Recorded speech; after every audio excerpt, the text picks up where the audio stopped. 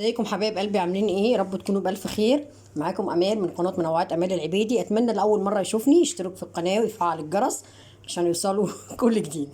النهارده ان شاء الله جايه لكم بوصفه جديده. هنعمل مع بعض العيش السوري اللي بيتباع بره. والله انا بجيبه لبنتي ب 22 او ب 25 جنيه وما بتشبعش منه كمان. تعالوا بقى نشوف الطريقه دي وان شاء الله تعجبكم وجربوها وقولوا لي رايكم فيها ايه. تاكلوا بقى احلى واطعم سندوتش ايه سوري. طبعا دي التوميه اللي احنا عملناها مع بعض في الفيديو اللي فات. حطيت عليها كاتشب، قلت بدل ما احط الكاتشب لوحده والتوميه لوحدها عملتهم مع بعض صوص كده، خلطتهم في بعض، وفلفل وجبنه رومي، وطبعا البطاطس الايه الاساسيه. اي حاجه عاوزه تزوديها زوديها. عاوزه تزودي مثلا طرنشات شرايح بصل، عاوزه تزودي زيتون، احطش اي حاجه يعني. اول حاجه هنعملها ان احنا هنجيب كده ايه الصوص بتاعنا ده وندهن بيه العيش.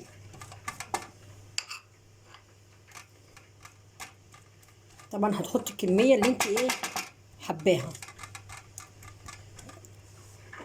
طبعا احنا بنتنين نص تانية كده.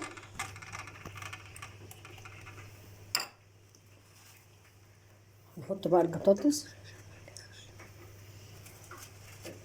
ما تكتروش الصوص قوي برضو علشان ايه ما يبوشش منكم العيش، لان ممكن وانتوا بتلفوا يتقطع منكم لو هو الصوص بتاعه كتير. نحط الجبنه الرومي،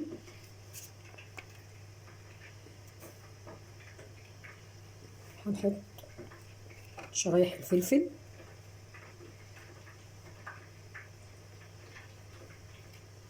اي اضافات بقى عايزين تضيفوها ضيفوها، مفيش ايه منها اي خوف خالص، مش هتعمل اي حاجه للعيش يعني، مش هتغير من طعمه. وهنبتدي ان احنا نلفه كده.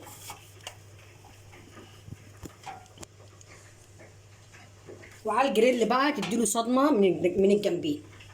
هنعمل واحد تاني مع بعض.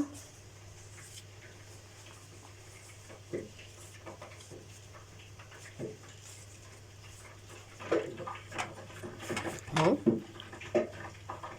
عندي بقى انا كان عندي في الفريزر شاورما فراخ، وهعمل واحد بشاورمة الفراخ كده برضو. هحط معاه بطاطس، يعني هحط بطاطس وهحط ايه فراخ.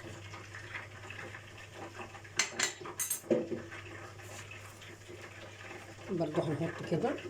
انا نسيت ادهن هشيل كل ده وارجع ادهنه تاني، معرفتش اشيل. فانا هقول لكم على حاجه حلوه علشان اكيد برضو احنا مخنا مش دفتر يعني. هنعمل كده، ندهن ده اللي باقي من العيش، ونجيب من الصوص دوت ونحطه فوق كده عادي. الجيش قال لك اتصرف يعني. بس هنحط الجبنه ونحط الفلفل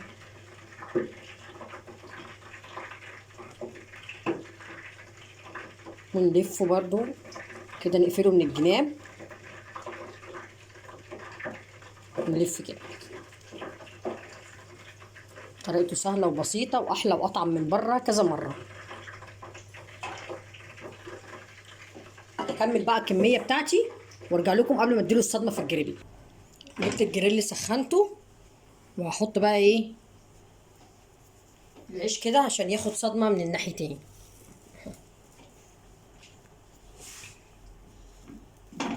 بس طبعا عينك عليه علشان ما يتحرقش. بصوا حبايب قلبي كده خلصته خلاص اهو، كله جميل وريحته تحفه واحلى واوفر واطعم من بره بكتير. اتمنى تجربوه وما تنسونيش من لايك والشير، واشوفكم ان شاء الله على خير في فيديو جديد. حطوا لايك.